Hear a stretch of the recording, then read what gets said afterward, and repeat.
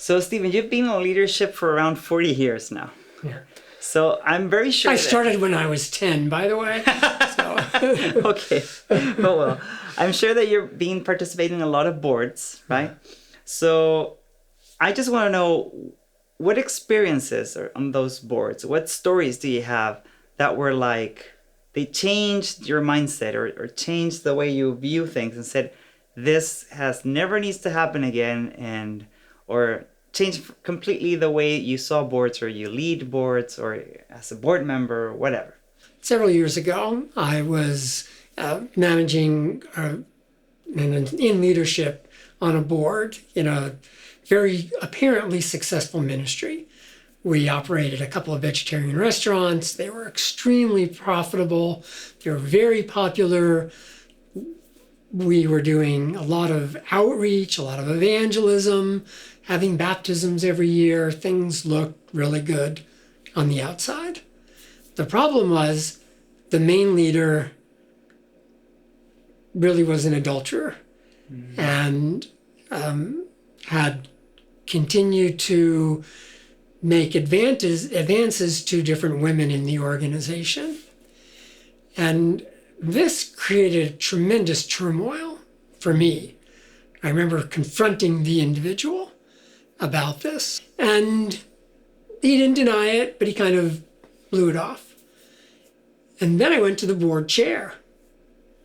And it turns out the board chair knew what was going on, but he was hesitant to act any differently. He felt if we were to remove the leader, the whole ministry would fall apart. Wow. So several issues right there. Yeah. You know, everything's built on one person. That one person leaves, everything collapses.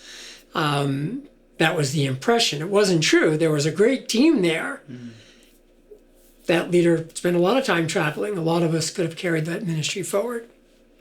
So, but that was the board chair. And in fact, when I went to the board chair, he suggested that I leave.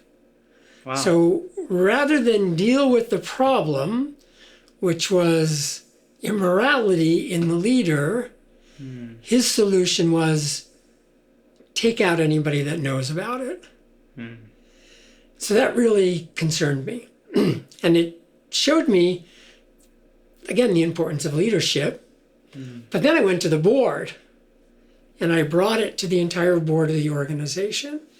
And on that particular board were leaders, very predominant leaders in OCI work at that time. Some are still living, some have passed away, but they were all prominent leaders. I was assured by those leaders, we're going to deal with this. At the end of the board meeting, I was removed from the board, and that leader remained in charge. And to me, that was just such a glaring failure of board activity that it really shaped my view on leadership. It was actually one of the prompts that caused me to study leadership so much more over all these years, was how could this happen? How could groupthink overtake godly individuals like that? Yeah. I'm not sitting in judgment on any one of them. But, you know, it's a very strong, painful experience. And so from that, I really began to think boards are really important. A lot of board meetings are really dull and they're just routine. And sometimes they're not very well managed.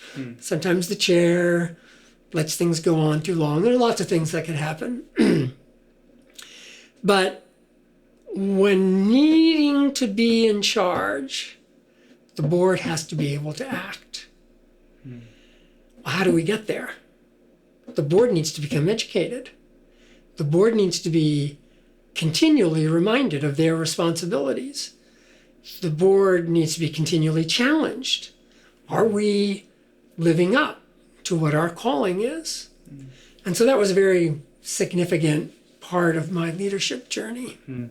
I want to just talk about a little bit of what you just said in the beginning, because even the board chair, like, said, like, no, if this guy gets out of here, then everything's going to crumble down. That brought to my mind that, especially in ministry, if we believe that we were called for that, we should set that the base for our whole ministry is Jesus Christ and what God can do for us. Right. So we shouldn't be depending on what a person or a group of people are doing for the ministry. We should just do what it's right because it's right in front of God, and God should take care of the rest, right?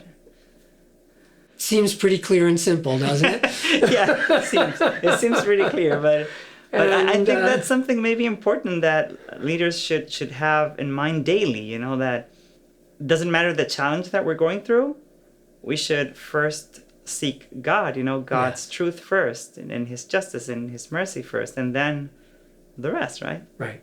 And again, granted, you and I might interpret certain things in the scriptures, spirit of prophecy, slightly differently in terms of, okay, this is of certain importance, this isn't. But there are certain issues that we know are definitely over the line.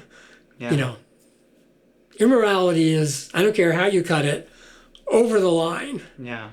And yes, in fact, what you just said was my appeal to the board is, even if that happens, even if the organization falls apart, it'd be better to fall apart with God's blessing than materially prosper without it. But for some reason, those godly individuals, and I believe most of them on the board, were very committed. They didn't see it. Wow. But that's a very important principle you just said. Board dedication is essential for all organizations. Watch the course Running Effective Boards by Stephen Grabiner. It's a 30-minute course that every board member should watch.